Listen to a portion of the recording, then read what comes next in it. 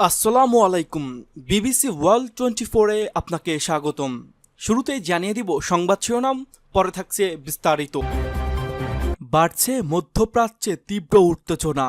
তৃতীয় বিশ্বযুদ্ধ এরই মধ্যে দরজায় এসে কড়া নাড়ছে। এবার পুরো মুসলিম বিশ্ব পুরে থমকে আছে। ইসরায়েলের বিরুদ্ধে কঠোর নিষেধাজ্ঞা প্রস্তুত করা হয়েছে। এবার ইসরায়েলের বিরুদ্ধে রুখে দাঁড়াতে পুরো বিশ্ব একত্রিত হয়েছে। যে কোনো সময় হামলা হতে পারে ইসরায়েলে। আর এরই মধ্যে আমাদের হাতে এসে পৌঁছেছে কিছু আন্তর্জাতিক গুরুত্বপূর্ণ সংবাদ। শুরুতেই শুনুন সংবাদ শিরোনাম। হামাসের পেতে রাখা বোমায় 3 ইসরায়েলি সেনা নিহত। অন্যদিকে ইসরায়েলের সঙ্গে $325 মিলিয়ন ক্ষেপণাস্ত্র চুক্তি বাতিল করল স্পেন। আর জানিয়ে দিব, সিরিয়ায় সামরিক ঘাঁটি কমিয়ে আনার সিদ্ধান্ত নিয়েছে যুক্তরাষ্ট্র। আরও থাকছে, রাশিয়া ইউক্রেন শান্তির আলোচনায় দ্রুত অগ্রগতির সম্ভাবনা নেই বললেন ক্রেমলিন। এবং সর্বশেষ জানিয়ে দিব, নতুন চুক্তি নিয়ে যুক্তরাষ্ট্রের কাছে যে নিশ্চয়তা চায় ইরান। এতক্ষণ শুনছিলেন সংবাদ শিরোনাম, এবার বিস্তারিত। তবে তার আগে আপনি যদি ইরান সহ সকল প্রক্সি বাহিনীকে এবং মুসলিম বিশ্বের পক্ষে অবস্থান নেন, তাহলে ভিডিওটিতে একটি লাইক দিন এবং চ্যানেলটি সাবস্ক্রাইব করতে ভুলবেন না। আর আপনি বাংলাদেশের কোন জেলা থেকে দেখছেন বা বিশ্বের কোন জায়গা থেকে দেখছেন, সেটিও নিচে অবশ্যই কমেন্ট করে জানিয়ে দিন। আপনার মতামত আমাদের কাছে গুরুত্বপূর্ণ। হামাসের পেতে রাখা বোমায় 3 ইসরায়েলি সেনা নিহত। রাস্তার পাশে বোমা বিস্ফোরিত হয়ে 3 ইসরায়েলি সেনা নিহত ও আরও 2 জন আহত হয়েছেন। গাজার উত্তরাঞ্চলে জাবালিয়া এলাকায় সামরিক অভিযানে অংশ নেওয়ার সময় এই ঘটনা ঘটে। মঙ্গলবার সকালে সেনাবাহিনীর বরাত দিয়ে এ তথ্য জানিয়েছে ইসরায়েলি সংবাদ মাধ্যম টাইমস অব ইসরায়েল। নিহতরা হলেন combat medic staff sergeant Leo Steinberg, combat medic staff sergeant Ofek Barhana ও স্কট কমান্ডোর staff sergeant Omer Van Gelder. জাবালিয়ায় নিহত সেনারা আইডিএফ 9ম আর্মার্ড ব্যাটালিয়নের একটি প্লাটুনে অংশ হয়ে বিশেষ অভিযান অংশ নিচ্ছিলেন।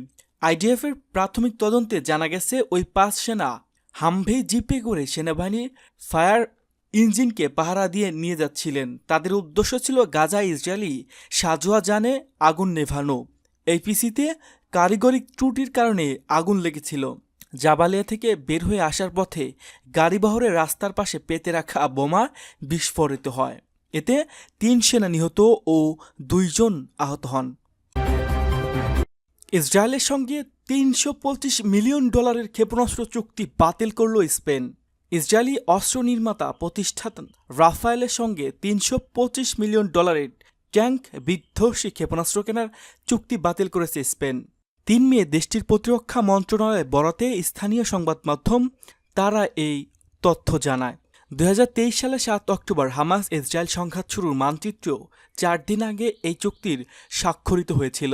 তবে সাম্প্রতিক ভূরাজনৈতিক পরিস্থিতি ও ইসরায়েলে গাজায় সামরিক কর্মকাণ্ডের প্রতিক্রিয়ায় স্পেন তাদের অবস্থান পুনর্বিবেচনা করেছে। যদিও ইসরায়েলি কোম্পানি রাফায়েল জানিয়েছে তারা এখনও চুক্তির বাতিলের বিষয়ে আনুষ্ঠানিকভাবে কিছু জানে না। এর আগে 2024 সালে এপ্রিলেও স্পেন ইসরায়েল থেকে $25 মিলিয়ন গুলি কেনার আরেকটি প্রতিরক্ষা চুক্তি বাতিল করে। স্প্যানিশ পররাষ্ট্রমন্ত্রী হোসেন ম্যানুয়েল অ্যালভারেসে স্পষ্টভাবে জানিয়েছে তারা ইসরায়েলের সঙ্গে সব ধরনের সহযোগিতামূলক চুক্তি স্থগিত করতে ইউরোপীয় ইউনিয়নের প্রতি আহ্বান জানাবেন। সেই সঙ্গে দখলদার শক্তির বিরুদ্ধে অস্ত্র নিষেধাজ্ঞা আরবের অন্যান্য মিত্র দেশগুলোকেও আহ্বান জানান। চলতি বছরের মে মাসে স্পেনে আনুষ্ঠানিকভাবে ফিলিস্তিনকে স্বাধীন রাষ্ট্র হিসেবে স্বীকৃতি দেয়। এছাড়া স্পেনের প্রধানমন্ত্রী পেদ্রো সানচেস সম্প্রতি ইসরায়েলকে গণহত্যাকারী রাষ্ট্র হিসেবে আখ্যা দিয়ে আন্তর্জাতিক মহলে তীব্র প্রতিক্রিয়া সৃষ্টি করে। স্পেনে এসব পদক্ষেপের দেশটির পররাষ্ট্রনীতিতে একটি শক্ত বার্তা বহন করে, যা ইসরায়েলি ফিলিস্তিনি সংকটকে স্পেনের অবস্থান স্পষ্টভাবে তুলে ধরেছে বলে মনে করেছেন বিশেষজ্ঞরা।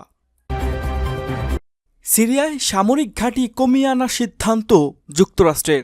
যুক্তরাষ্ট্র সিরিয়া তাদের সামরিক উপস্থিতি উল্লেখযোগ্যভাবে হ্রাস করার সিদ্ধান্ত নিয়েছে। বর্তমানে দেশটিতে থাকা 8টি সামরিক ঘাঁটি কমিয়ে মাত্র একটি ঘাঁটিতে নামিয়ে আনার পরিকল্পনা নেওয়া হয়েছে।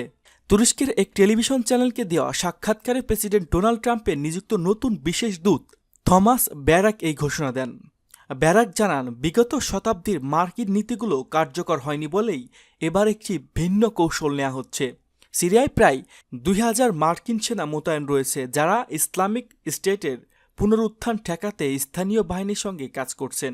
মূলত এই সেনারাই উত্তর পূর্ব সিরিয়ায় অবস্থান করছে। তিনি বলেন, এই ঘাঁটি কমানোর প্রক্রিয়া ইতিমধ্যে দের এল জোর অঞ্চল থেকে সরিয়ে নেওয়া হয়েছে সামরিক সরঞ্জাম ও বাহন, এবং সেগুলো হাসাকা প্রদেশে সরিয়ে নেওয়া হচ্ছে। পরিকল্পনা অনুযায়ী দের এল জোর থেকে পুরোপুরি মার্কিন সেনা প্রত্যাহার করা হবে। এদিকে সিরিয়ায় নতুন সরকার গঠনের সম্ভাবনার মধ্যে যুক্তরাষ্ট্রের মিত্র কুর্দি নেতৃত্বের সিরিয়ায় ডেমোক্রেটিক ফোর্সকে নতুন সিরিয়া অংশের হিসেবে ভর্তি করার প্রচেষ্টাও চলছে। রাশিয়া ইউক্রেন শান্তি আলোচনায় দ্রুত অগ্রগতির সম্ভাবনা নেই বললেন ক্রেমলিন। ইউক্রেনের সঙ্গে শান্তি আলোচনা দ্রুত কোনো অগ্রগতি হবে না বলে সতর্ক করেছে রাশিয়া। আগের দিন তুরস্কে ইস্তানবুলে অনুষ্ঠিত সংক্ষিপ্ত আলোচনায় ইউক্রেনের পক্ষ থেকে পূর্ণ ও নিঃশর্ত যুদ্ধবিরতির আহ্বান প্রত্যাখ্যান করেছে মস্কো থেকে এএফপি জানায়, প্রায় 2.5 ঘন্টার ওই আলোচনায় দুই পক্ষ বন্দিমুক্তি বিনিময়ে একমত হয় এবং শান্তির প্রস্তাব হিসেবে একে অপরকে নিজেদের স্মারকলিপি হস্তান্তর করে। রাশিয়ার প্রেসিডেন্টের মুখপাত্র দিমিত্র পেসকভ সাংবাদিকদের বলেন, সমাধানের বিষয়টি অত্যন্ত জটিল এবং এর সঙ্গে বহু সূক্ষ্ম বিষয় জড়িত। তিনি আরও বলেন, তাৎক্ষণিক কোনো সমাধান বা উল্লেখযোগ্য অগ্রগতি প্রকাশ করাটা ঠিক হবে না। রুশ সংবাদ মাধ্যম প্রকাশিত তথ্য অনুযায়ী মস্কো ইউক্রেনের পূর্ব ও দক্ষিণের 4টি অঞ্চল থেকে সেনা প্রত্যাহারকে যুদ্ধবিরতির ঘোষণার পূর্বশর্ত হিসেবে তুলে ধরেছে। যেসব অঞ্চলকে তারা একতরফাভাবে নিজেদের সঙ্গে যুক্ত করার দাবি করছে। অন্যদিকে ইউক্রেনের প্রেসিডেন্ট ভ্লাদিমির জেলেনস্কি বৈঠকে পূর্ণ ও নিঃশর্ত যুদ্ধবিরতির আহ্বান জানান। রাশিয়ার প্রধান আলোচক জানিয়েছেন, কিয়েভে প্রস্তাবে জবাবে তারা ফ্রন্টলাইনের কিছু অংশে 2 থেকে 3 দিনের জন্য আংশিক যুদ্ধবিরতির প্রস্তাব দিয়েছে। নতুন চুক্তি নিয়ে যুক্তরাষ্ট্রের কাছে যে নিশ্চয়তা চায় ইরানের পারমাণবিক কর্মসূচি নিয়ে একটি নতুন চুক্তিতে পৌঁছাতে হলে যুক্তরাষ্ট্রকে অবশ্যই সুনির্দিষ্টভাবে ব্যাখ্যা করতে হবে কিভাবে নিষেধাজ্ঞাগুলো প্রত্যাহার করা যায়। সোমবার দেশটির পররাষ্ট্র মন্ত্রণালয়ের মুখপাত্র ইসমাইল বাঘাই এই মন্তব্য করেন। সরকারি বার্তা সংস্থা ইরানতে প্রকাশিত এক বক্তব্যে তিনি বলেন, নিষেধাজ্ঞার প্রস্তাব সমাপ্তি নিশ্চিত করতে হবে এবং বিস্তারিত জানতে হবে কিভাবে ও কোন ব্যবস্থার মাধ্যমে সেগুলো তুলে নেওয়া হবে। বাঘাইরি বলেন, এই বিষয়ে আমেরিকার পক্ষ এখনও প্রয়োজনীয় স্পষ্টতা প্রদান করেনি। ইরানের পররাষ্ট্র মন্ত্রণালয়ের মুখপাত্র আরও বলেন, ইরানি শান্তিপূর্ণ উদ্দেশ্য ইউরেনিয়াম সমৃদ্ধকরণ অব্যাহত রাখবে। কয়েকদিন আগে যুক্তরাষ্ট্র একটি গ্রহণযোগ্য প্রস্তাব জমা দেওয়ার দাবির পর এমন মন্তব্য করলেন। জাতিসংঘের একটি ফাঁস হওয়া প্রতিবেদনে বলা হয়েছে, ইরান 60% মাত্রায় ইউরেনিয়াম সমৃদ্ধকরণ বাড়িয়েছে, যা পারমাণবিক অস্ত্র তৈরির জন্য প্রয়োজনীয় প্রায় 90% নিচে হলেও বিদ্যুৎ উৎপাদনের জন্য প্রয়োজনীয় 4% তুলনায় অনেক বেশি। বাঘাই ওই প্রতিবেদনকে পক্ষপাত তুষ্ট বলে উড়িয়ে দেন। বলেন, কিছু পশ্চিমা দেশ জাতিসংঘের উপর চাপ দিচ্ছে যাতে তারা ইউক্রেনের স্বার্থে বিরুদ্ধে কাজ করে। দ্য নিউ ইয়র্ক টাইমস উদ্ধৃত সরকারি সূত্র জানায়, সাম্প্রতিক মার্কিন প্রস্তাবে ইরানের সব ধরনের সমৃদ্ধকরণ বন্ধ করার আহ্বান জানানো হয়েছে।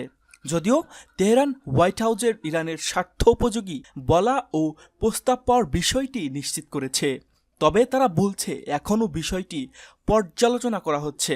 বাঘাই বলেন, কোনো একটি লেখা পাওয়া মানেই এটি গ্রহণ করা নয়, এমনকি এটি গ্রহণযোগ্য বলেও ধরা হয় না। রয়টার্সের একটি অজ্ঞাতনামা ইরানি কূটনীতিকের উদ্ধৃতি দিয়ে জানায়, তেহরান মার্কিন প্রস্তাবের প্রতি ইতিবাচক প্রতিক্রিয়া খরসা করেছে, যা প্রত্যাখ্যান হিসেবে গণ্য হতে পারে। ওই কর্মকর্তা বলেন, প্রস্তাবটি অগ্রহণযোগ্য। কারণ এতে মার্কিন যুক্তরাষ্ট্রে তাদের অবস্থান নরম করেনি এবং নিষেধাজ্ঞা প্রত্যাহারের বিষয়ে কোনো সুস্পষ্ট ব্যাখ্যা দেয়নি।